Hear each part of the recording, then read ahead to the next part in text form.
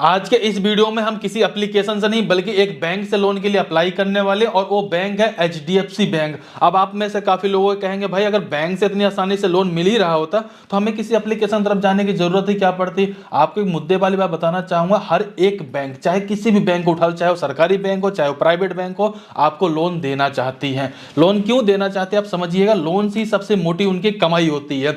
आपके पास saving account होगा ना, कितना इंटरेस्ट मिलता होगा पूरे साल का आप जोड़ कर देखिएगा, 2%, 3%, 4%, 5%, कितना ज्यादा से ज्यादा तो नहीं मिलता होगा ना। लेकिन आपके जो एफडी करते हो ना, उस एफडी पे भी ज्यादा 6 से 7% आपको इंटरेस्ट मिलता होगा। लेकिन जो पर्सनल लोन आपको दिया जाता है ना, वो सभी बैंक के कम से कम 12-13% से तो कम पे कोई भी लोन देती ही नहीं है। 15%, 16%, 18%, 20% तक का भी इंटरेस्ट ले लेती है। जब इतनी मोटी उनकी कमाई होती तो आपको लोन क्यों नहीं देना चाहेंगे? आप खुद अपने आप सोच के तो देखिए, सभी बैंक के आपको लोन देना चाहते हैं, लेकिन हमेशा से उनकी कोशिश ये रहती है इस चीज का वेरीफाई किया जा सके कि भाई आपको कितना लोन दिया जाए, ताकि आप उतने पैसे को वापस कर भी पाओगे या नहीं कर पाओगे। उस कंडीशन में आपके सिविल के साथ साथ आपके इनकम का थोड़ा सा वेरिफिकेशन क्लियर किया जाता है, ताकि ये डिसाइड हो सके कि आपके इनकम के बिहाफ पे आपको इतना ही लोन देना है ताकि उतना आप वापस कर पाओ। आप मेरी बात को समझ चुके होंगे। अगर आपको नहीं समझ में आ रहा मैं आपको क्लियर बताना चाहूंगा, एचडीएफसी बैंक, आईसीआईसीआई बैंक, यहां तक bank of Baroda, SBI bank, इन सभी बैंकों से जरूरत के हिसाब से लोन लिया भी है, टाइम से पैसा वापस किया हुआ है।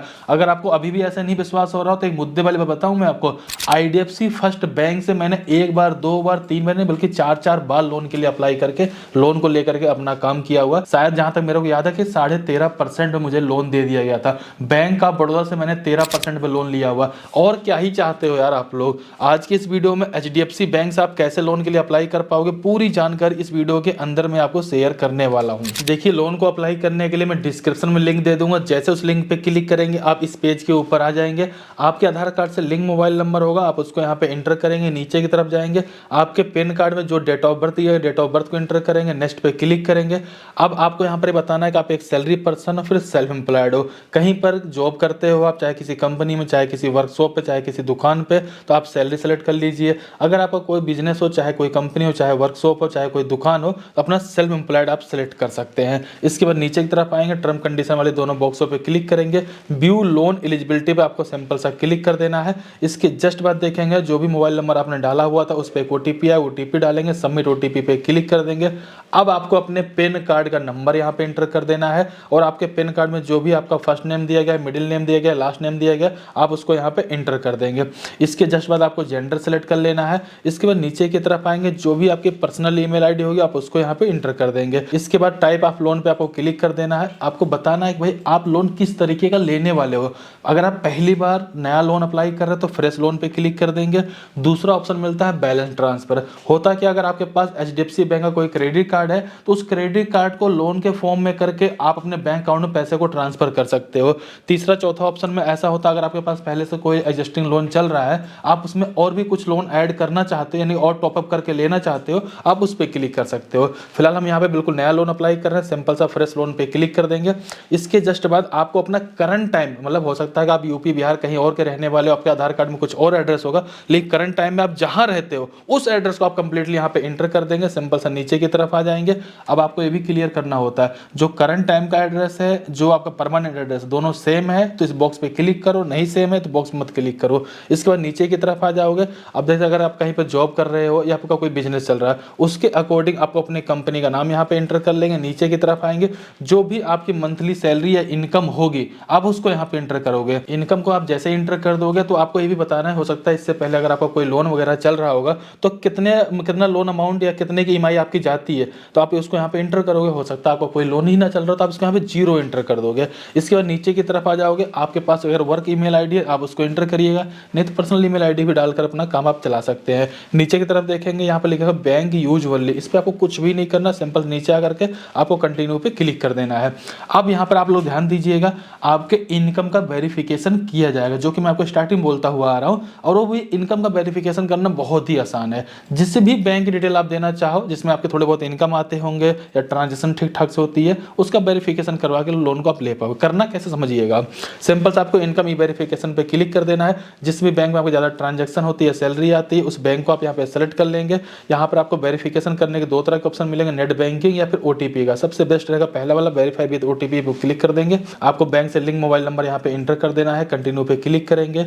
आपके बैंक से लिंक मोबाइल नंबर पे एक OTP आएगा, OTP डालेंगे, सबमिट OTP पे क्लिक करेंगे।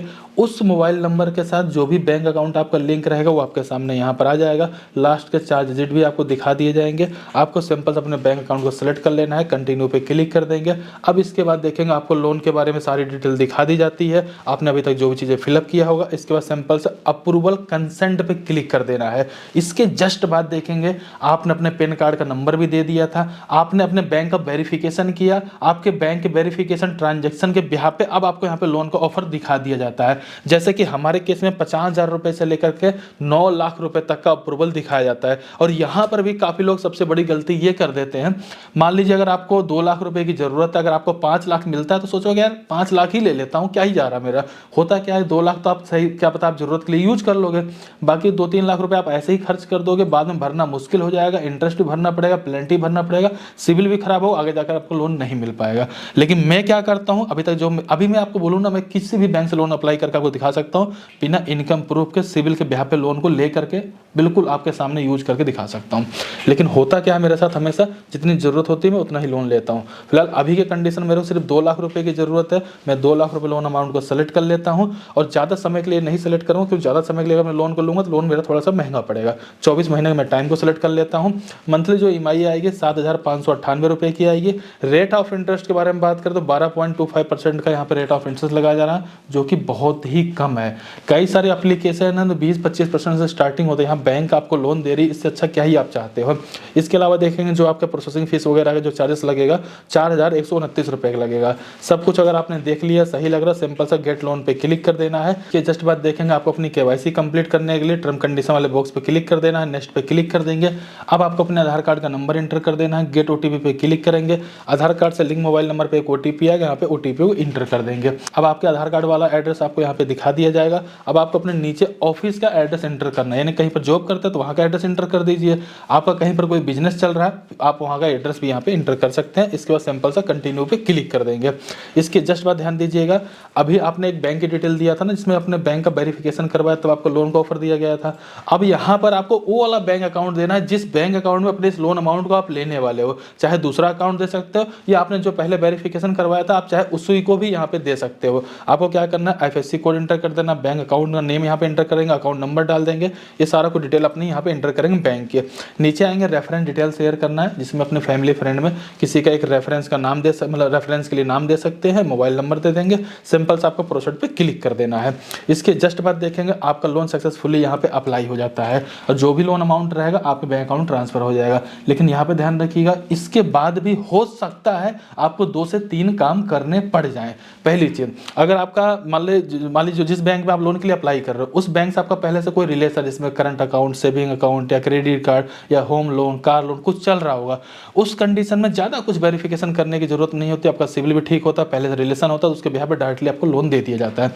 लेकिन हो सकता है कि आपका सिविल भी ठीक ना हो और आपका पहले से कोई रिलेशन ना हो, उस कंडीशन में आपको एडिशनल डॉक्यूमेंट भी शेयर करने की जरूरत पड़ जाती है, जिसमें कि आपका income proof, ITR, salary slip भी शेयर करना पड़ जाता है। ये हर एक प्रोफाइल के बेसिस पे अलग अलग डिपेंड करता है। कई बार होता है क्या है कि लोगों का मतलब जो सिविल स्कोर ज़्यादा अच्छा नहीं होता, तो क्या जैसे मान ली मैं 2 लाख रुपए का लोन लिया, अगर मैं 9 लाख रुपए लोन लूंगा तो डेफिनेटली मेरे को यहाँ पे इनकम का प्रूफ देना पड़ेगा। भाई अगर 9 लाख का लोन ले रहा हूँ, मैं पैसा चुका पाऊंगा या नहीं चुका पाऊंगा, वो मेरे इनकम से तो डिसाइड हो पाएगा। तो ये कई सारी चीज़ें अलग अलग करके मैटर करती हैं। लेकिन मुद्दे वाली बात बड़ी क्लियर बताना चाहूँगा, जिस भी बैंक में आपका सेविंग अकाउंट हो या करंट अकाउंट हो, उस बैंक के एप्लीकेशन जाकर ट्राई करना, मोस्टली चांसेस आपको लोन मिल जाए। ये बात हो रही थी अभी सेविंग अकाउंट HDFC बैंक के। अगर मैं आपको थोड़ा सा स्क्रीन में दिखाना चाहूँ, मेरे पास एक करंट अकाउंट है अपनी कंपनी का।